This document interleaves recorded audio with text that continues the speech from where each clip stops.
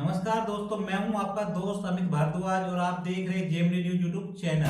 तो दोस्तों मैं आपको बता दूं कि 5 फरवरी को दिल्ली के अंदर विधानसभा इलेक्शन होने वाले हैं, जिनका जो परिणाम है वो 8 जनवरी को घोषित होगा। तो दिल्ली विधानसभा इलेक्शन के लिए सभी पार्टियां, चाहे वो बीजेपी हो, आम आदमी पार्टी या कांग्रेस ने दिल्ली के अंदर अपना प्रचार प्रसार पूरे जोश के साथ स्टार्ट कर दिया है। देश बचा ले, आजा रे देश बचा ले।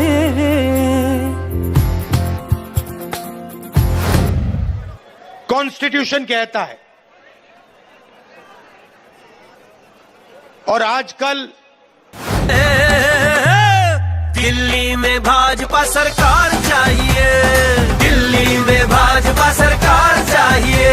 जहां पर अभी दिल्ली के अंदर यूपी के सीएम योगी आदित्यनाथ की एंट्री होने वाली है। जी हां दोस्तों, यहाँ पर बीजेपी ने एक बड़ा मूव चला है, जिसकी वजह से आम आदमी पार्टी के लिए जो चीजें हैं वो और भी ज्यादा कठिन हो जाएंगी और उनके लिए इस बार की जो अपने जीत की राह है वो मुझे लग रहा है कि और भी ज्यादा मुश्किल होने वाली है बीजेपी के इस दाव की वजह से। यहाँ दोस्तों आपको बता दूं कि बीजेपी दिल्ली के अंदर यूपी के सीएम योगी आदित्यनाथ की एंट्री करा रही है और वो योगी आदित्यनाथ को दिल्ली के अंदर प्रचार प्रसार का जिम्मा सौंप रही है। इसकी वजह से लोगों के बीच एक सवाल उठ खड़ा हुआ है कि क्या दिल्ली के अंदर यूपी के सीएम योगी आदित्यनाथ की एंट्री से बीजेपी के लिए आम आदमी पार्टी की एग्जिट का रास्ता हो जाएगा आसान।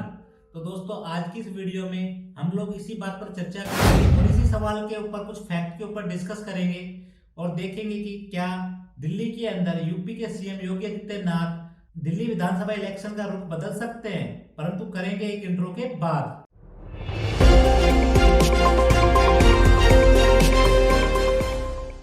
तो दोस्तों वीडियो स्टार्ट करने से पहले मैं आपको बता दूं कि हमारे चैनल पर एक गिववे चल रहा है, जिसके अंदर आप लोग इजीली पार्टिसिपेट कर सकते हैं। इसका परिणाम हम लोग 9 फरवरी को बताने वाले हैं। जी हाँ दोस्तों, हम लोगों ने अभी दिल्ली विधानसभा इलेक्शन के दौरान एक गिववे स्टार्ट किया है, जिसके अंदर आप लोग अमेजिंग गिफ्ट जीत सकते हैं। हम लोग 10 लकी विनर को देने वाले हैं कुछ सरप्राइज गिफ्ट। तो अगर आप लोग भी चाहते हैं कि आप 10 लकी विनर में से एक हो सकते हैं, तो आप हमारे इस वीडियो को लाइक कीजिए, वीडियो के कमेंट बॉक्स में कमेंट कीजिए कि आपको क्या लगता है इस बार दिल्ली में कौन सी पार्टी जीतेगी, और साथ ही चैनल को सब्सक्राइब कीजिए और वीडियो को शेयर कीजिए अपने दोस्तों के साथ। तो चलिए दोस्तों दोबारा से लौटते हैं अपने वीडियो पे और चर्चा करते हैं कि क्या इस बार दिल्ली के विधानसभा इलेक्शन के अंदर योगी आदित्यनाथ अपना जादू चला पाएंगे।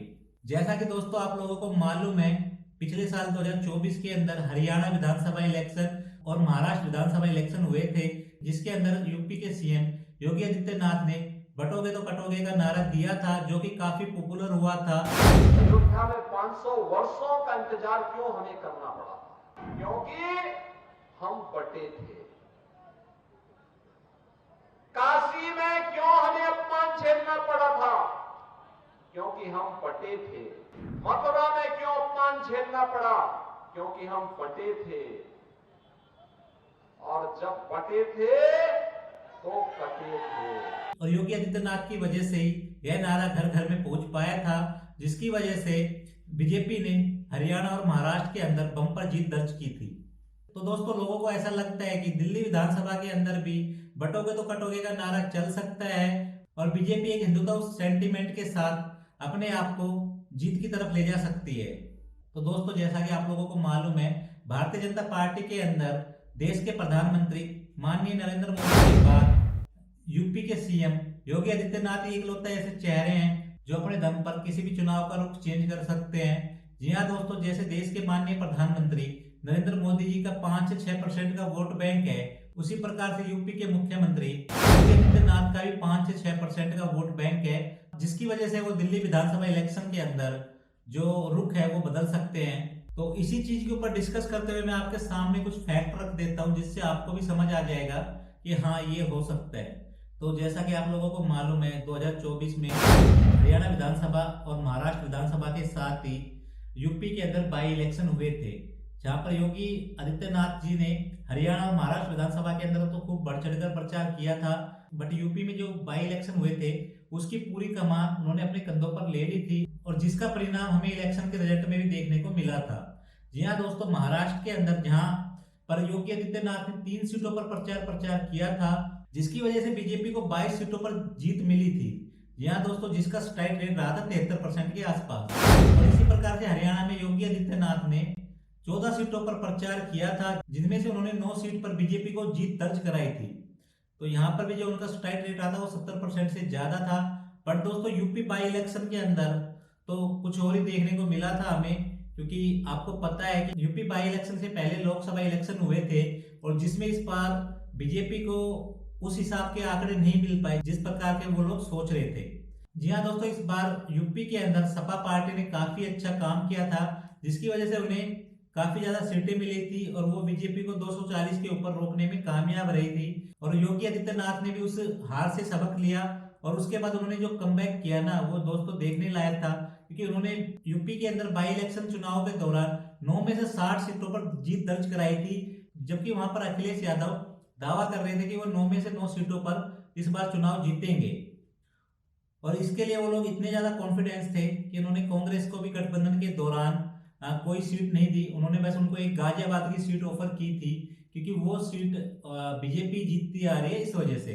तो दोस्तों अब बात कर लेते हैं कि दिल्ली के अंदर योगी आदित्यनाथ कितनी रैलियां करेंगे और किन किन जगह पर उनकी रैलियां होने वाली है। तो दोस्तों जैसी खबर निकल कर आ रही है उसमें हमें पता चला है कि दिल्ली के अंदर योगी आदित्यनाथ 14 इवेंट करेंगे, जिनमें से 6 रैलियां रहने वाली है और 4 जनसभाएं और 4 सभाएं रहने वाली है। और इनमें से जो ज्यादातर रैलियां हैं वो उस इलाके में होने वाले जिसमें 2020 में दंगे हुए थे और जहां पर मुसलमानों की ज्यादा वोटें हैं।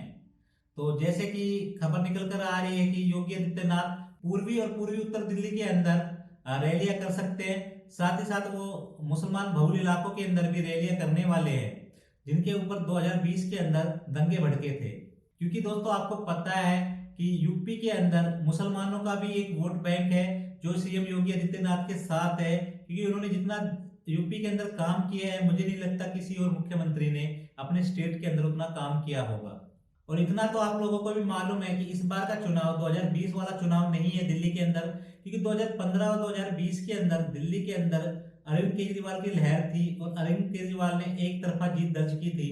बट इस बार का चुनाव आम आदमी पार्टी और अरविंद केजरीवाल के लिए काफी ज्यादा टफ रहने वाला है, क्योंकि दोस्तों इस बार अरविंद केजरीवाल के ऊपर दिल्ली लिकर स्कैम और शीश महल का केस ऑलरेडी लगा हुआ है, जिसकी वजह से उनकी इमेज खराब हुई है और उनकी छवि के ऊपर डेंट पड़ा है। दूसरा दोस्तों, लोकसभा इलेक्शन के अंदर आम आदमी पार्टी और कांग्रेस ने गठबंधन किया था, बट अभी दिल्ली विधानसभा के अंदर उनका गठबंधन है नहीं, जिसका बीजेपी एक पर्सपेक्टिव लोगों के सामने सेट करने में मुझे लगता है कामयाब हो सकती है कि जब आम आदमी पार्टी और कांग्रेस को बहुमत नहीं मिलेगा तो दोनों एक साथ आ जाएंगी और दिल्ली के अंदर अपनी सरकार बना लेंगी।